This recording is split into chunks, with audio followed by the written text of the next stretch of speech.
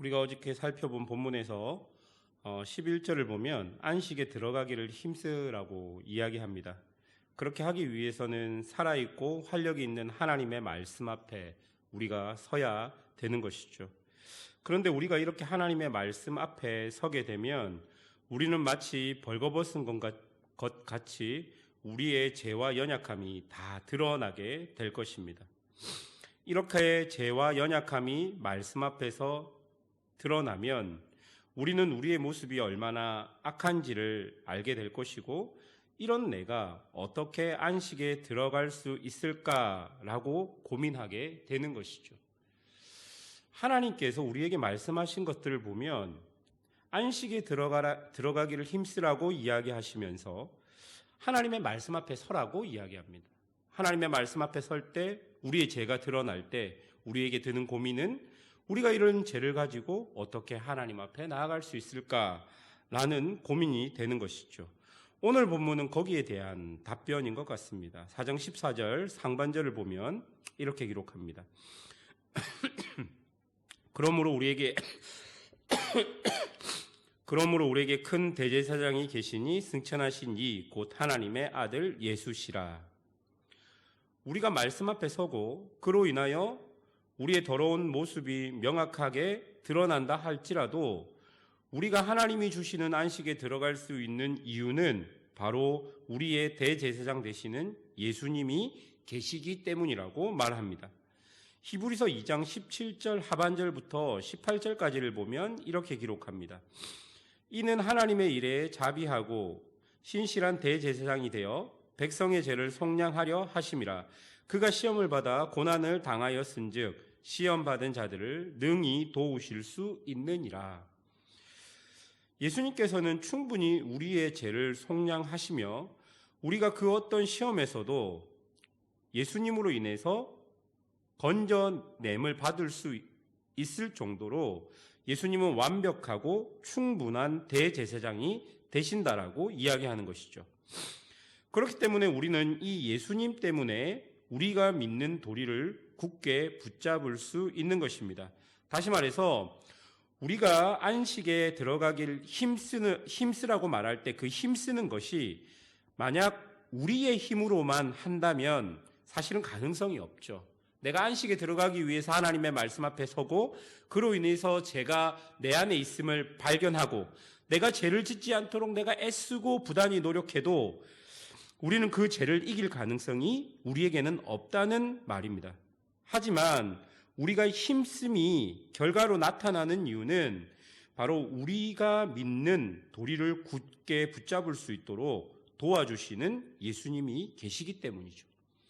우리가 힘씀이 우리에게 좋은 결과로 나타나는 것은 우리의 힘만이 아니라 우리를 도우시고 우리와 함께 하시는 우리의 영원한 대제사장 되시는 예수님이 계시기 때문입니다. 그래서 우리의 애씀과 노력이 의미가 있는 것이 되는 것이죠. 15절을 보십시오. 우리에게 있는 대제사장은 우리의 연약함을 동정하지 못하실 이가 아니요 모든 일에 우리와 똑같이 시험을 받으신 이로되 죄는 없으시니라. 여러분, 여기서 동정이라는 단어는 적극적인 행동으로 도움을 얻지 못하는 연약한 자들을 도와준다는 의미가 있는 것입니다. 그러니까 그분은 적극적으로 우리를 도와주시는 분이십니다. 그리고 그분이 적극적으로 우리를 도와주실 수 있는 이유는 성육신 하셔서 인간이 겪는 모든 시험을 똑같이 받은 분이 되시기 때문입니다. 그러니까 지금 인간이 인생을 살면서 받을 수 있는 모든 시험을 그분은 직접 인간의 이 삶으로 들어오셔서 그 시험을 똑같이 받으셨는데 그 시험을 다 이겨서 죄가 없는 분이 되셨기 때문에 그분은 적극적으로 우리를 도우실 수 있는 분이라고 말하고 있는 것입니다. 여러 가지 시험 속에서도 그분은 죄를 짓지 않으시므로 우리가 어떻게 살아가야 할지를 보여주셨고 또한 우리를 잘 인도해 주실 분이시라는 것을 스스로 우리에게 보여주시는 것입니다. 그래서 16절 마지막에 은혜의 보좌 앞에 담대히 나아갈 것이니라 라고 말합니다. 여러분, 여기서 나아가다라는 이 동사는요, 지속과 반복을 나타내는 동사입니다. 그러니까 우리는 지속적으로 우리의 대제사장, 그러니까 인간의 삶으로 오셨는데 인간이 겪는 모든 시험을 당하고도 죄를 짓지 않고 승리를 쟁취하신 그 우리의 영원한 대제사장이 계신 그 은혜의 보좌 앞으로 우리는 지속적으로, 반복적으로 계속 나아갈 수 있다는 것입니다. 그렇게 나아간다고 해도 우리의 대제사장 되신 그분께서는 우리를 계속적으로 도와주실 수 있는 능력과 힘이 있다라고 이야기하는 것이죠. 우리가 믿는 도리를 굳게 잡을 수 있도록 우리를 끊임없이 도와주시는 우리의 영원한 대제사장, 이 예수님, 지금 본문은 이 예수님을 우리에게 보여주고 있는 것입니다. 그리고 이 예수님은 구약시대부터 내려왔던 아론 계열의 대제사장들보다 훨씬 뛰어난 분이라고 이야기합니다. 만약 어떤 사람이 와서 어떻게 예수님이 대제사장이 되시냐, 예수님은 아론 계열의 사람도 아니고 레위 지파도 아닌데 어떻게 이 예수님을 영원한 대제사장이라고 말할 수 있느냐라고 묻는다면 그 질문은 아주 어리석은 질문일 것입니다. 왜냐하면 오늘 본문 5장 4절과 5절 상반절에 이렇게 기록합니다. 이 종기는 아무도 스스로 취하지 못하고 오직 아론과 같이 하나님의 부르심을 받은 자라야 할 것이니라.